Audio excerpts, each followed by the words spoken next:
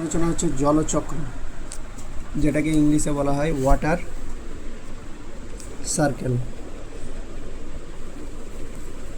তাহলে জলচক্রটা কি? তাহলে এটা ছবির মাধ্যমে দেখানো যাচ্ছে। ধরে নাও এটা স্থলভাগ, এটা স্থলভাগ, ঠিক আছে। আর এখান থেকে জলভাগ শুরু, মানে এগুলো হচ্ছে জল, এগুলো হচ্ছে সম্পূর্ণ কি জল, জলভাগ, আর এটা হলো স্থলভাগ। এবার আমি একটু দেখিয়ে দিই, এগুলো হলো মেঘ, এগুলো কি মেঘ। তাহলে কি হয়, এটা হলো সূর্য,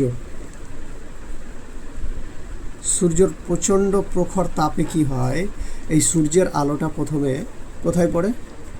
জলস্থলে পড়ে, জলভাগে পড়ে। তখন এই জলভাগে পড়ার কারণে সেই জলটা জলীয় বাষ্প আকারে ওপরে উঠতে থাকে। কি হতে থাকে? জলীয় বাষ্প আকারে ওপরে উঠতে থাকে। এগুলো হচ্ছে জলীয় বাষ্প। কি? জলীয় বাষ্প। জলীয় বাষ্প। এগুলো হচ্ছে মেঘ। তাহলে এই জলীয় বাষ্পগুলি উপরে উঠে, যত উপরে উঠতে থাকে তত তাপমাত্রা কমতে থাকে। আমরা জানি যত নিচে যাব তত তাপমাত্রা কমবে, যত উপরে যাব তাপমাত্রা বাড়বে, কমবে, নিচে বাড়বে। এবারে উপরে যাচ্ছে, তার মানে তাপমাত্রা কমছে। ঠান্ডা বায়ুর সংস্পর্শে এসে সেই বায়ুগুলো কি হচ্ছে, কোনো ক্ষুদ্র ক্ষুদ্র কণা বা ধূলিকণা, সেগুলোকে কেন্দ্র করে মেঘে পরিণত হচ্ছে।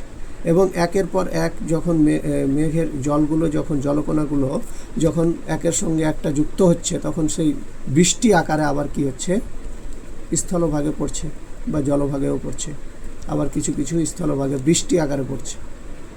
তখন কি হচ্ছে, সেই বৃষ্টি আকারে যে জলটা পড়লো, মেঘ থেকে বৃষ্টি আকারে যখন নেমে আসলো, তখন অটোমেটিক্যালি সেই জলটা আবার কি হচ্ছে, স্থলভাগ থেকে জলভাগে নেমে যাচ্ছে।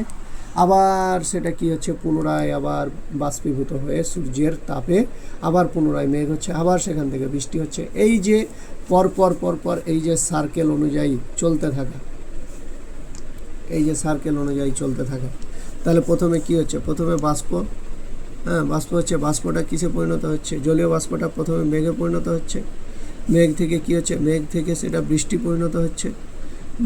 বৃষ্টি যখন হচ্ছে তখন সেটা আবার জলভাগ বা স্থলভাগে এসে পৌঁছাচ্ছে, সেটা আবার বাষ্প আকারে যাচ্ছে।